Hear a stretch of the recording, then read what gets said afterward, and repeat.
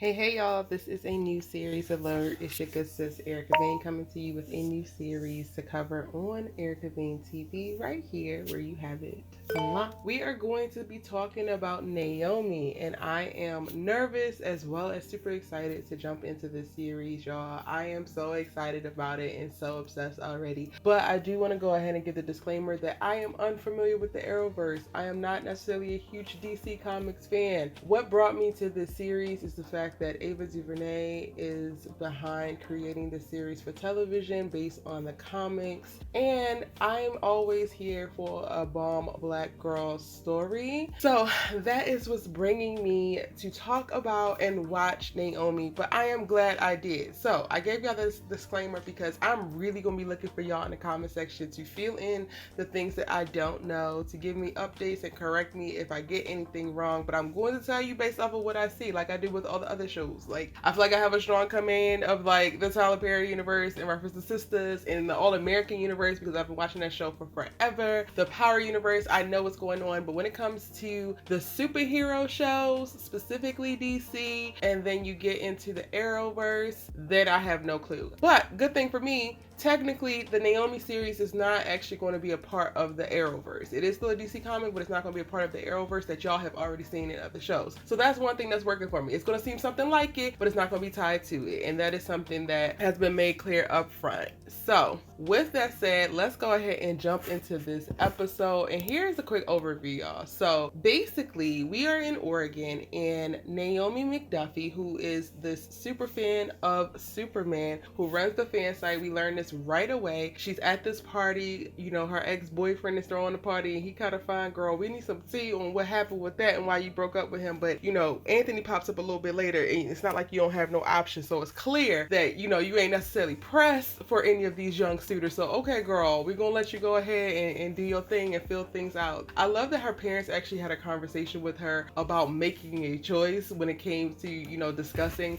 her romantic relationships and things like that. It was just so cute. Like, I absolutely love this series. Y'all are literally not going to get me to stop gushing about it. But anyway, the party is at her ex-boyfriend's house, who is still clearly crushing on her, and this is like our first introduction to her in this show. And from there, we really just get like a deep dive into her regular life. Like, the first 15 minutes, I would say, is really just about who she is, and really sets us up to get to know this young woman. The girl who plays her is absolutely amazing. I love her already. This is Naomi specifically. Like, it's like, how do you not like her? Everybody in the town likes her. She skateboards, she's smart, she runs the Superman fan site, she's super quick-witted, she speaks multiple languages, she's so kind and sweet. It's like, girl, I would have definitely been your friend in high school. Are you kidding me? But once we get established of like, okay, who Naomi is and a good gist of what she's bringing to the table, then the story starts to progress, and we get to see her going to school the next day. She wants to drive, her parents haven't gotten her car yet, and they're trying to figure all of that out. And while she's preparing in class for a debate, she gets a text from her best friend Annabelle informing her that something related to Superman is happening in the square, and she rushes out of class to go and see what that is. And it's so interesting. It's like, she must do so well in class that her teacher like doesn't bat an eye. She's then skateboarding down the hall to be able to get to the square and try to see what's going on. But before she can actually get all the way to the square, she starts to hear this buzzing in her head. She starts to get disoriented, and then she kind of like passes out. And then when she comes to, she realizes that she missed the entire battle between Superman and this blue-skinned villain, and then she's also trying to put two and two together. So we also spent a good amount of time with her like reviewing the security cam footage to go back and see what she actually missed when she actually passed out. She does so with her ex-boyfriend Nate, you know, the little cutie, who also makes a comment about why he gave Anthony the wrong address to the party,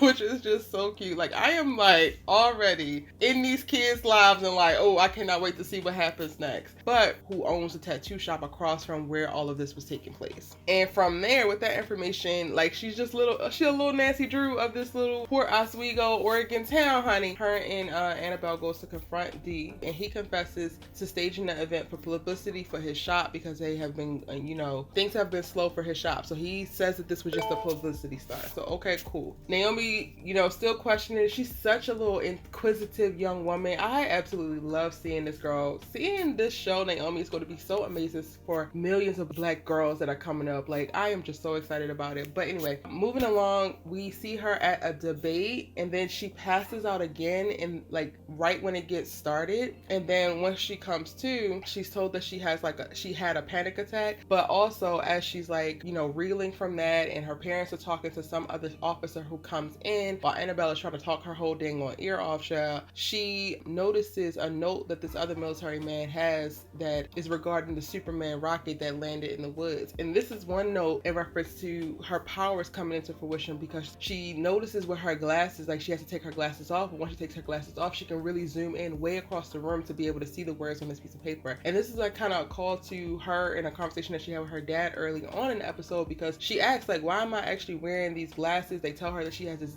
degenerative eye disease, so she needs to wear the glasses to slow it down. But ultimately, I believe that they have her wearing these glasses so that they can be able to attain whatever powers that she's going to actually come into. But that's just my thoughts, y'all, because that doesn't get actually said in this particular episode. Now, from seeing what was on a piece of paper, Naomi goes to find this disc in the woods near where the Superman rocket was said to land, with all of this like weird writing on it. And we learn later that it's alien writing. But in the midst of doing that, she is confronted by Zumbado, who is the local car dealership owner. And he tells her that they are both different and that she needs to embrace. He thought that at some point there was something wrong with him, but nothing is wrong with him. Everything is fine. While trying to recover the disc from her, they get into a little scuffle. Leaves and stuff starts to swirl around. There's this little energy force field that like repels them away after she tries to tell him to get back. And this is also when she's like, why did you do that? How did you do that? And he's like, haha, I didn't do that. And from there they kind of dissipate, because he does wind up taking the disc and leaving. And when Naomi's trying to recover with her friend, she's starting to ask more questions. She's starting to think a little bit deeper, and then that leads her to want to go and break into Zumbado's dealership. And in the dealership, she finds a newspaper which is describing the UFO sighting that actually happened on March 14, 2004, which is the day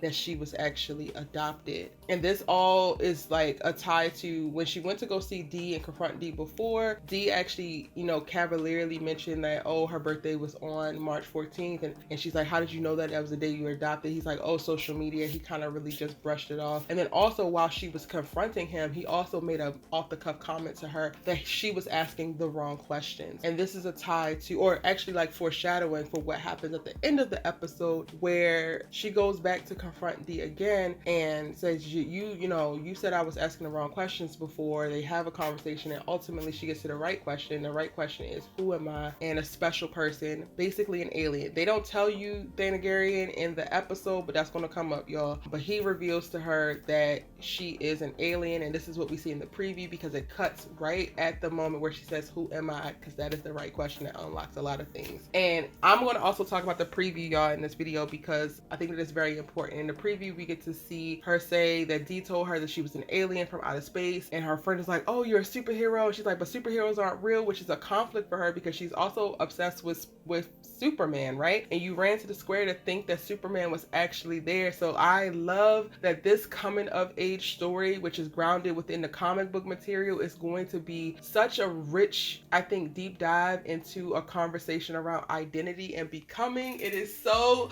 beautifully done and perfectly set up, y'all. Like, I'm literally obsessed with this Naomi series already. Have you watched it? Are you going to watch it? If you're new here, hit that subscribe button, turn on your bell notifications so that you don't miss any of my videos, especially any of my Naomi videos. It's your good sis Erica Vane, right here on Erica Vane TV, breaking down all of the hottest in television and film. Y'all, if it's hot, if it's dope story, I'm gonna talk about it. I'm coming with the real, and we need to talk about it together. Be sure to follow me on your favorite social media sites at ericavane.com, all spelled out. And now I'm headed to the comment section to hear what y'all think about the episode, what you are expecting to happen next, and how much you just absolutely love little Naomi. I'll see you in the next one.